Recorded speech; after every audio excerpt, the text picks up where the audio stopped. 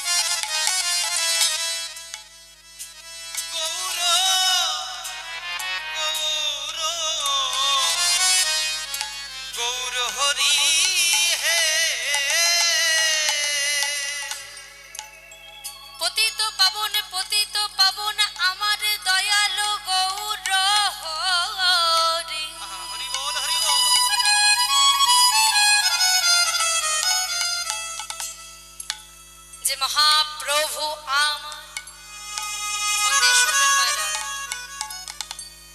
যে মহাপ্রভু আমার সেই সত্য যুগে যিনি হলেন নারায়ণ, ত্রেতা যুগে হলেন রাম, তারপর যুগে হলেন কৃষ্ণচন্দ্র, কিন্তু কলি যুগে হলেন গৌর।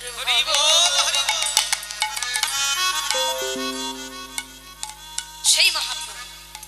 হ্যাঁ গো মায়েরা, আমরা তো সংসার করি বাবা, করি তো। আচ্ছা ভেবে বলো তো, আমার মহাপ্রভু যিনি যিনি ভগবান হয়ে এসেছেন, হ্যাঁ গো মায়েরা, হ্যাঁ গো বাবারা, তার কি সংসার ছিল না? ছিল তো, কিন্তু করলো না কাদের জন্য? আমি দেখতে পাচ্ছি না, একটু কষ্ট করতে হবে। আমার দিকে 3-4টে আছে, তোমাদের দিকে একটা থাক। কি গো, আমার দিকে ধ্যান দাও। যিনি মহাপ্রভু হয়ে এলেন, হ্যাঁ গো বাবা, তার কি সংসার ছিল না? তার তো সংসার ছিল, কিন্তু তিনি সংসার করলেন না। তিনি মনে মনে চিন্তা করলেন। কি চিন্তা? রাম আদি অবতারে ক্রোধে নানা অস্ত্র ধরি,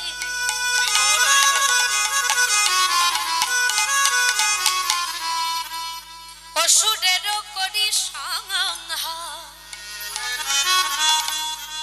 এবে অস্ত্র না ধরিব, প্রাণে করে না মারিব, হরি নামে প্রেমে জীবে করিব উদ্ধার।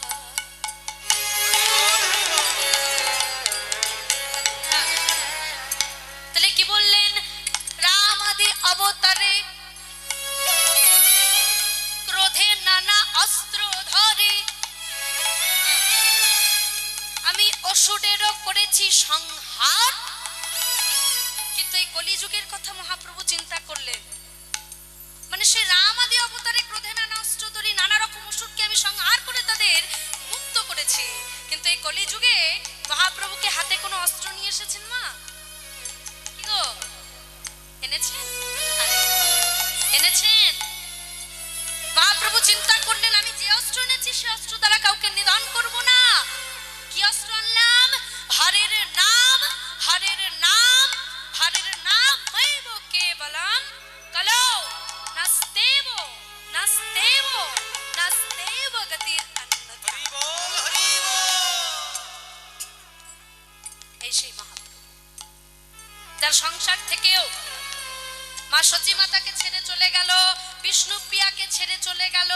শুধু তাই নয়, গোটা নদিয়া নবদ্বীপবাসীকে চিরতরে ছেড়ে চলে গেল। এই সেই মহাপ্রভু,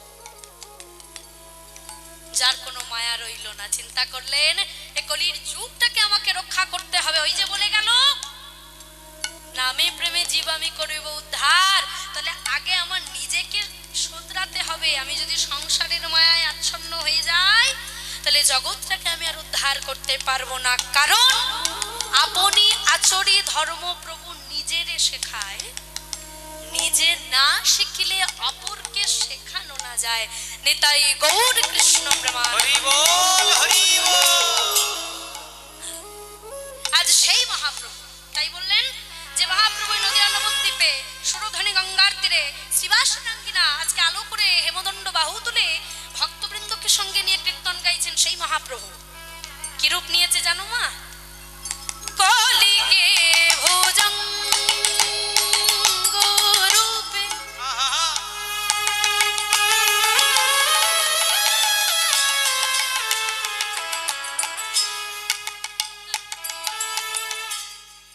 আমার আমার রামা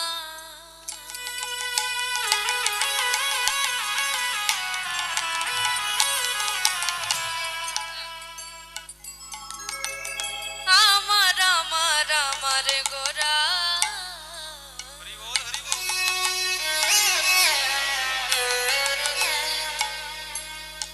আমার আমার গোরা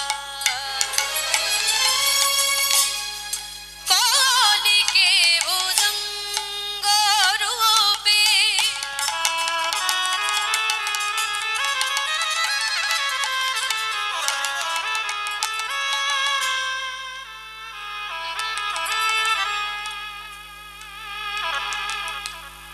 গোরা দেখিতে লাগেলা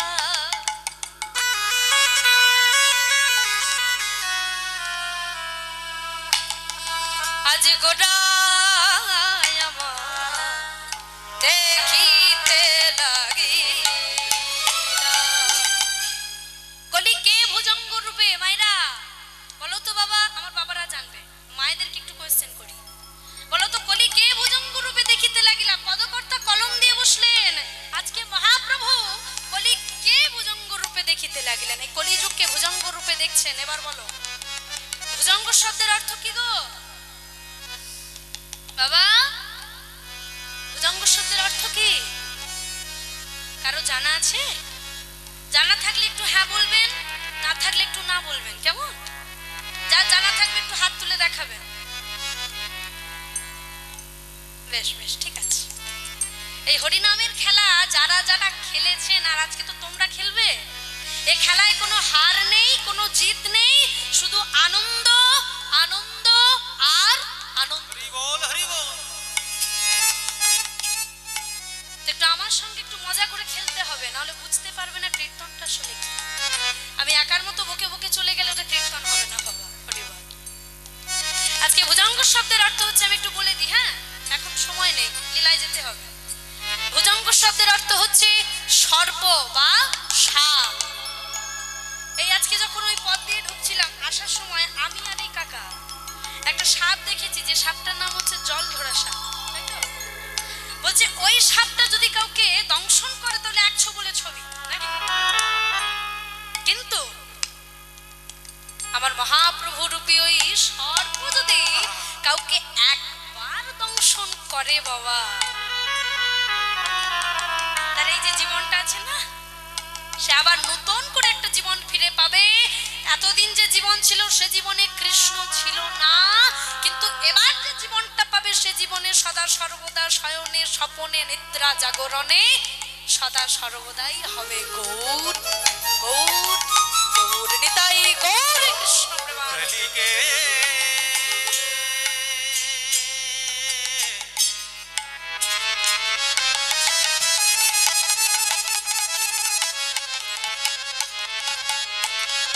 ভুজঙ্গ রূপে গৌর আমার দেখিতে লাগিলা, দেখিতে লাগিলা। কলিকে ভুজঙ্গ রূপে দেখিতে লাগিলা,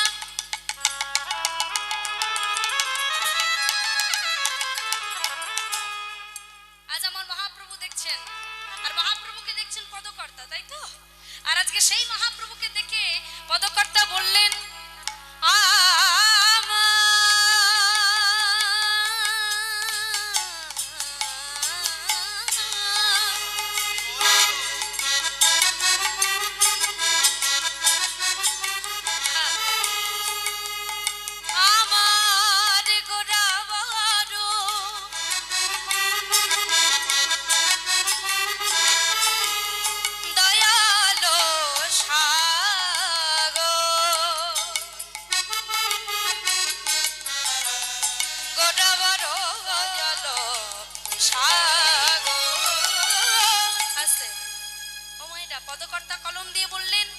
আমার গৌরাঙ্গ মহাপ্রভু বড় দয়ার সাগর।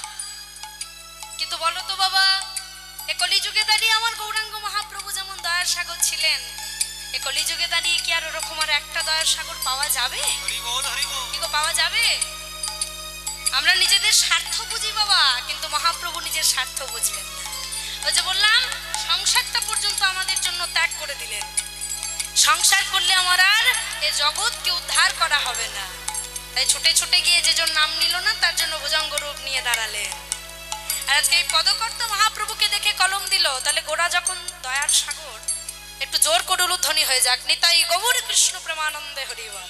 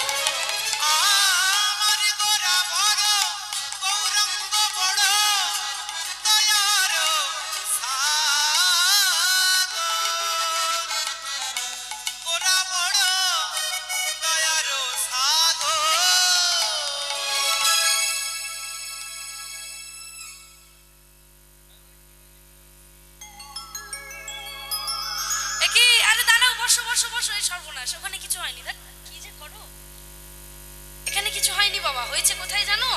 সেই নদিয়া নবদ্বীপে পদকর্তা কলম দিতে গিয়ে এখন কনফিউশনে পড়ে গেছে, মহাপ্রভু নাচছে নাকি পাশাপাশি আরো একজন নাচছে। এদিকে মহাপ্রভু এখন এক পথের প্রতীককে ডেকে বলছে, ভাই এদিকে শোনো। বলি, আমার মহাপ্রভু তার সাথে সাথে কি আরো কেউ নৃত্য করছে নাকি দেখো তো। না না না না, প্রভু তো একাই নৃত্য করছে। হ্যাঁ গো, আমরা দেখবো কি করে? এই যে আমরা কয়েকজন আছি না, এই সবকটা পাপীর দল বল। বলছে আলো পড়েছে বলে দেখতে পাচ্ছি না। যারা যায় তো যাই হোক, আমার লক্ষ্মী মায়ের, আমার সোনা বাবাদের হৃদয়ে প্রেম আছে, ভক্তি আছে, অনুরাগ আছে। তোমরা ছাড়া আর কেউ দেখতে পাবে না। কিন্তু আমাদের মতো পাপি তাপি লোকদের জন্য পদকর্তা অপূর্ব সুন্দর করে কলম দিয়ে বললেন, মহাপ্রভুর সঙ্গে সঙ্গে আর কে নাচছে জানো? তবে শোনো, বলে হইতো আমার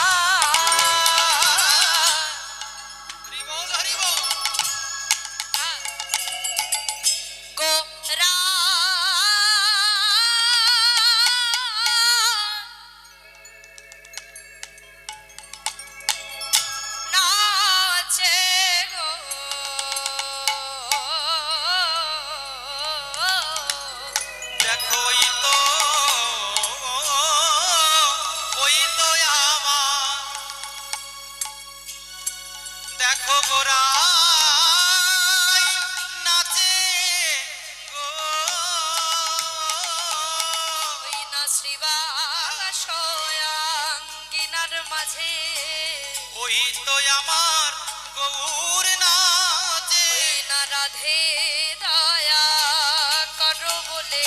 দেখো ওই তো আমার গোরানা, ওই না রাধে দয়া করো বলে। ওই তো আমার গৌর নাচে, ওই না কৃষ্ণ কৃপা করো বলে।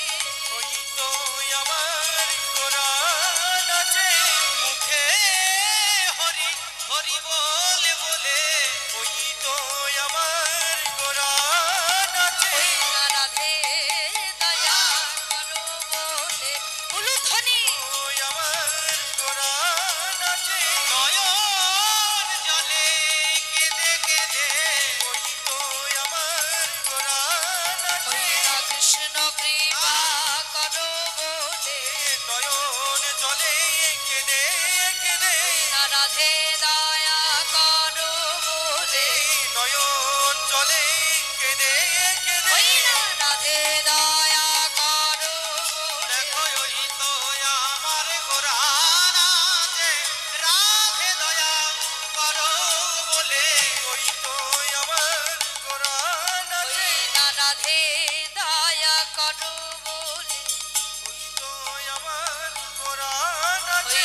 কৃষ্ণ কৃপা করো বলে দেখো ওই তো আমার গোরা নাচে রাধে দয়া করো বলে ওই তো আমার গৌর নাচে রাধে দয়া করো বলে ঊর্ধ্বে দুটি বাহু তুলে ওই না রাধে দয়া করো বলে ঊর্ধ্বে দুটি বাহু তুলে রাধে দয়া করো বলে দেখো ওই তো আমার গোরাই নাচে রাধে দয়া করো বলে ওই তো আমার গৌর নাচে কৃষ্ণ কৃপা করো বলে ওই তো আমার গোরা নাচে রাধে দয়া করো বলে ওই তো আমার গোরা ওই না নাচে রাধে দয়া করো বলে দেখো ধুলায় গড়া গড়ি দিয়ে রাধে দয়া করো বলে ধুলাই গড়া গড়ি দিয়ে রাধে দয়া করো বলে ধুলাই গড়া গড়ি দিয়ে রাধে দয়া করো বলে ধুলাই গড়া গড়ি দিয়ে রাধে দয়া করো ধুলাই গড়া গড়ি দিয়ে ওই না রাধে দয়া করো বলে নিতাই গৌর কৃষ্ণ রাধে প্রেমানন্দে দয়া করো বলে ধুলাই গড়া গড়ি দেখো ওই তো আমার গোরা নাচে তোমরা বলো দয়ালো উলুধ্বনি হরি বল দয়ালো আমার গোরা বড় গৌরাঙ্গ বড় গৌর বড় দয়ার সাগর গৌর বড় গোরা বড় দয়াল সাগর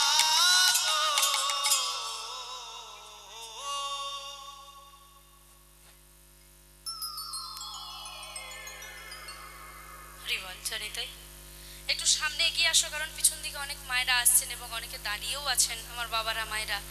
একটু এগিয়ে আসো মায়েরা, তোমরা পিছন দিকে তাহলে জায়গাটা হবে, কারণ অনেকটা জায়গা সামনে ফাঁকা আছে, ওখানে তো আর আমি যাব না।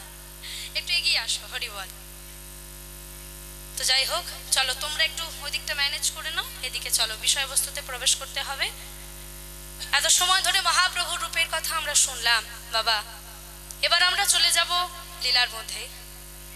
আজকে বিষয়বস্তু হচ্ছে ভগবান শ্রীকৃষ্ণের সহিত কৃষ্ণ ভক্ত যমুনার বিবাহ লীলা। বিষয়বস্তু কি বললাম মনে থাকবে তো?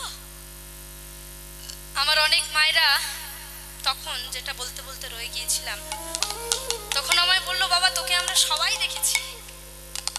আমি বললাম কোথায় দেখেছো? হতে পারে এদিক ওদিক অনেক জায়গায় এসেছি তো। মায়েরা বললেন আমরা ইউটিউবে দেখেছি, তবে বাবা তোর ওই যে ভজনগুলো, ওই ভজনগুলো কিন্তু লীলার মধ্যে গাইবি। আমি বললাম ঠিক আছে, লীলায় না হলে আমি শেষে গিয়ে দেবো, তবে এই যে ভালোবাসাটা আমি এসে এখানে পেলাম সেটা আমিও তো দেওয়ার চেষ্টা করব। তার জন্য কিন্তু আবার একটু রাত হয়ে গেলে যেন বাড়িতে চলে যেও না, আমার মনে হয় না কেউ যাবে, কারণ এখন অনেকে আসছেন, যদি যাওয়ার হতো এতক্ষণে পুরো ভর্তি হয়ে যেত পরিবার। তাও আমি একটাই অনুরোধ করব, যেমন লীলাটা আস্বাদন করব, তারপরে আনন্দও করব, তারপরে বাড়িতে সবাই যাব। আমাকেও তো বাড়ি ফিরতে হবে, আমারও তো পার্টিকুলার প্রোগ্রাম, আবার এক্সামও রয়েছে, তাই না? পরিবার দেখি, চলো আর কথা বাড়াবো না, বিষয়বস্তুতে যাচ্ছি। লীলার নাম আমি বলে দিয়েছি, আরো একবার বলে দিই। আজকে বিষয়বস্তুর নাম হচ্ছে ভগবান শ্রীকৃষ্ণের সহিত কৃষ্ণ ভক্ত যমুনার বিবাহ লীলা। এসো বাবা, এসো মায়েরা। বিষয়বস্তুতে যাওয়ার পূর্বে কয়েকটা প্রশ্ন একটু বলে দিই, প্রশ্নগুলো মনে রাখতে পারলে লীলাটা একদম জলের মতো হয়ে যাবে। অপূর্ব সুন্দর একটা লীলা, তোমরা শুনলেই বুঝতে পারবে।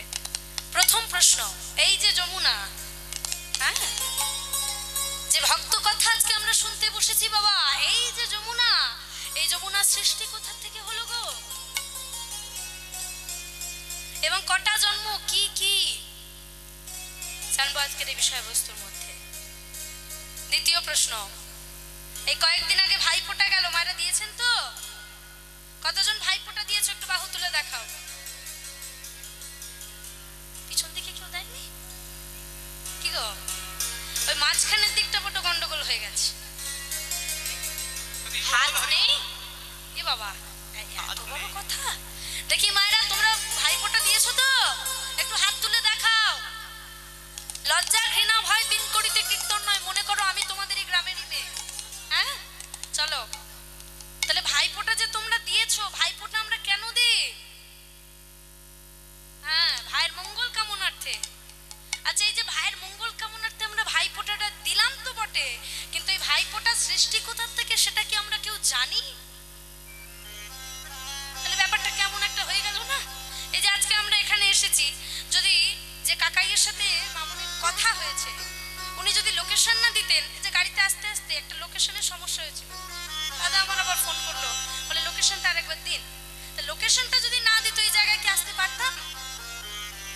তাও আবার কত জায়গায় জিজ্ঞাসা করতে হচ্ছে, এই বলন্দা বলাকার সঙ্গে ওই হরিসভাটা কোথায় হচ্ছে গো, জিজ্ঞাসা করে করে করে জেনে জেনে জেনে তবে কিন্তু এই জায়গায় আসতে পেরেছি।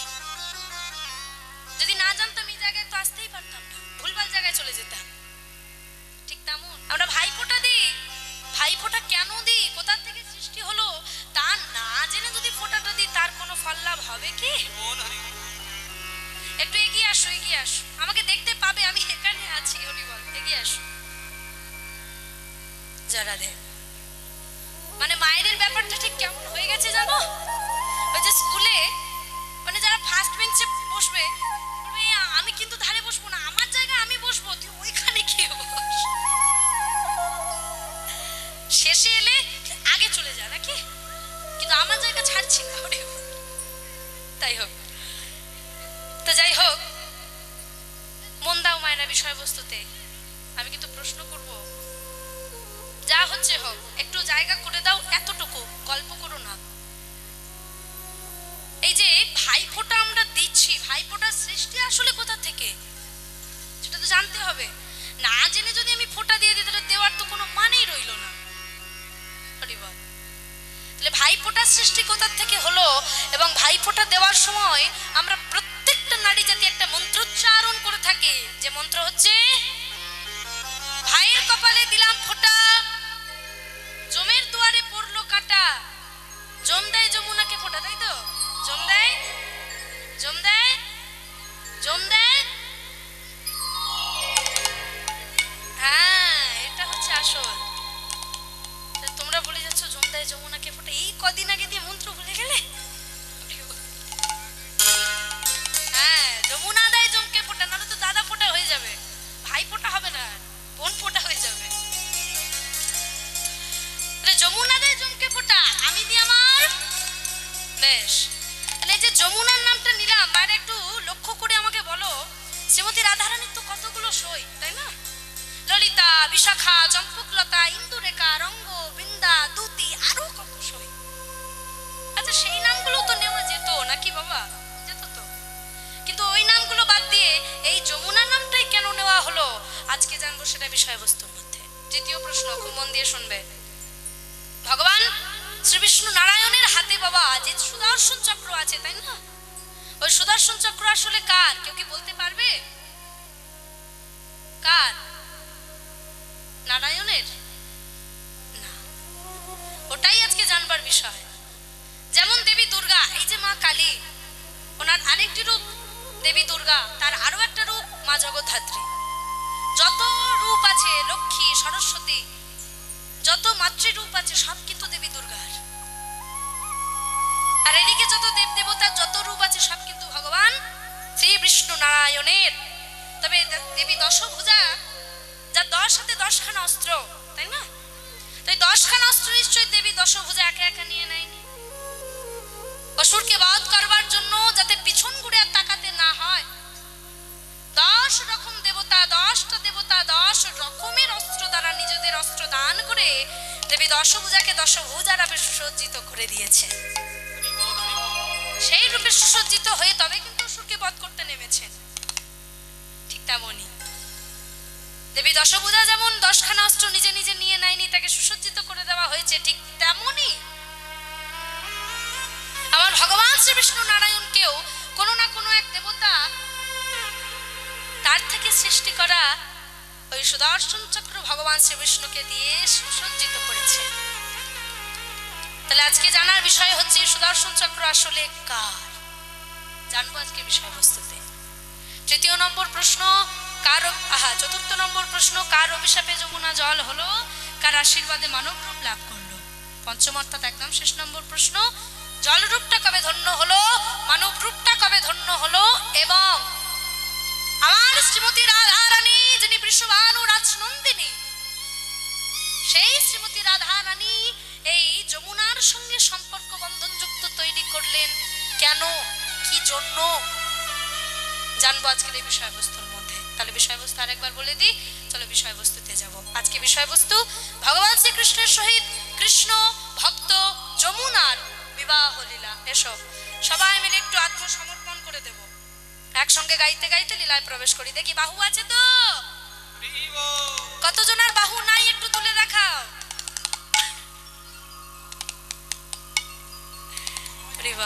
সবাই তুলে দিয়েছে, তুমিও তো তুলে দিলে, বাহু নাই। আচ্ছা এবার কতজনের বাহু আছে একটু দেখাও তো মাইরা। খুব সুন্দর।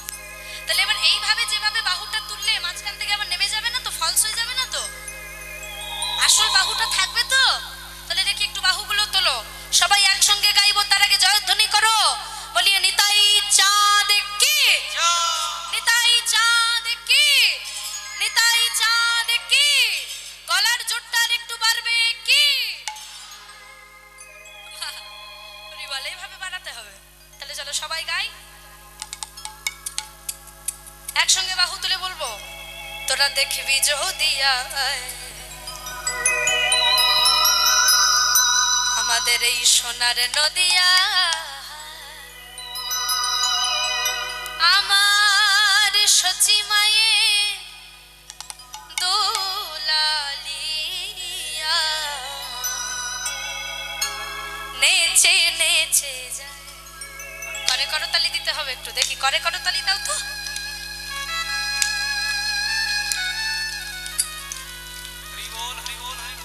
কি বাজিয়ে কি বুঝছো, মুড়ি ভাজা হচ্ছে। হ্যাঁ গো, একদিকে চৌতাল, একদিকে ত্রিতাল, একদিকে কাহার বা একদিকে দাদরা দিলে কি আর কীর্তন হয়? সব মিস্টেক হয়ে গেছে। দেখি আমি একটু শিখিয়ে দিই, একসঙ্গে তালে তালে, হ্যাঁ একসঙ্গে বাহু তুলে কীর্তন গাওয়ার জন্য একটা তাল স্থির করতে হবে, সেটা একসঙ্গে গাইবো। 1 2 3 4। তোরা দেখবি যদিয়া সোনার নদিয়া, সচি মায়ের দুলালিয়া নেচে নেচে যায়। উলুধ্বনি। দেখবি যদিয়া সোনার নদিয়া, সচি মায়ের দুলালিয়া নেচে নেচে যায়। দেখবি যদিয়া সোনার নদিয়ায়, সচি মায়ের দুলালিয়া নেচে নেচে যায়। দেখবি যদিয়া সোনার নদিয়ায়, সচি মায়ের দুলালিয়া নেচে নেচে যায়। হরি বল হরি বল হরি বল।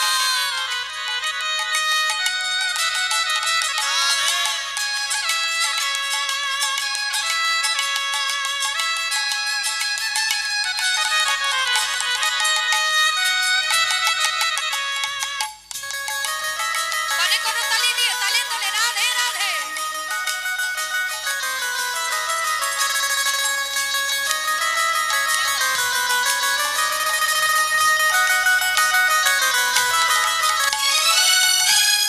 আমি দেখতেই পাইনি, একটু সরে যাও। এদিকে আমার বাবারা বসে আছে, ফাঁকি চলে যাচ্ছে যে, একটু বাহুগুলো না তুললে হয়? হরি সবাই বসে একটু বাহুগুলো তো তুলতে হবে, তাই না? দেখি একটু এদিকে বাহু তোলো তো। বাহ, খুব সুন্দর। পিছন দিকে মায়েরা দেখি, যে মায়েরা দাঁড়িয়ে আছো একটু এগিয়ে আসো। হরি বল, সামনে জায়গা আছে, একটু ওই দিক থেকে চলে আসো। জরাধে দেখি সবাই মিলে বাহু তুলে বলবো, একসঙ্গে বাহু তুলে উলুধ্বনি।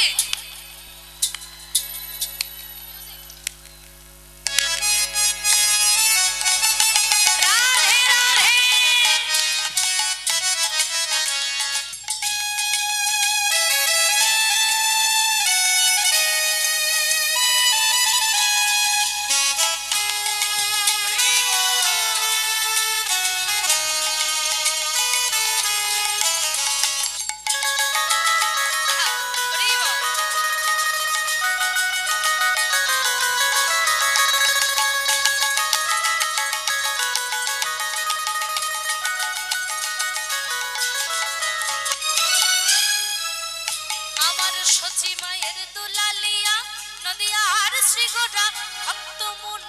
চিত্ত চরা ভক্ত মনোহরা। হরি বল। সচি মায়ের দুলালিয়া নদিয়ার গোরা ভক্ত জন চিত্ত চোরা ভক্ত মনোহরা। সচি মায়ের দুলালিয়া নদিয়ার গোরা ভক্ত জন চিত্ত চোরা ভক্ত মনোহরা। তোরা দেখবি যদিয়া সোনার নদিয়া সচি মায়ের দুলালিয়া নেচে নেচে যা। দেখবি যদি আই সোনার নদিয়াই সচি মায়ের দুলালিয়া নেচে নেচে যাই। দেখবি যদি আয় চলে সোনার নদিয়ায় সচি মায়ের দুলালিয়া নেচে নেচে যায়। হরি বল। চলো একসঙ্গে তালে তালে। এবার আমি যেভাবে গাইবো আমার সঙ্গে সঙ্গে গাইবে তো। এই গানটা সবার জানা কিনা আমি জানি না, তবে এখন যেটা গাইবো সেটা সবার জানা, কারণ এ নাম ছাড়া কলিযুগের গতি নাই। রোজ সকাল সন্ধ্যা একবার হলেও সে নাম আমরা বলে থাকি। চলো সবাই একসঙ্গে বলবো হরে কৃষ্ণ হরে কৃষ্ণ কৃষ্ণ কৃষ্ণ হরে হরে হরে রাম হরে রাম রাম রাম হরে হরে। হরে কৃষ্ণ হরে কৃষ্ণ।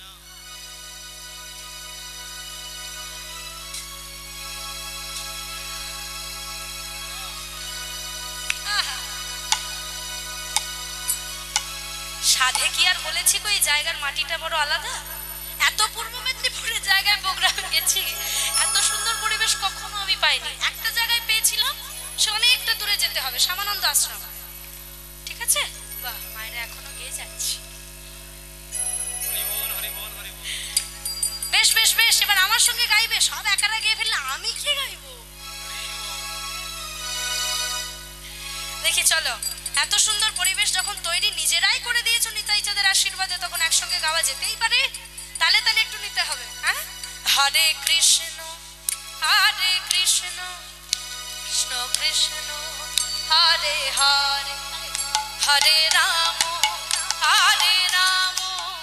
রাম রাম হরে হরে।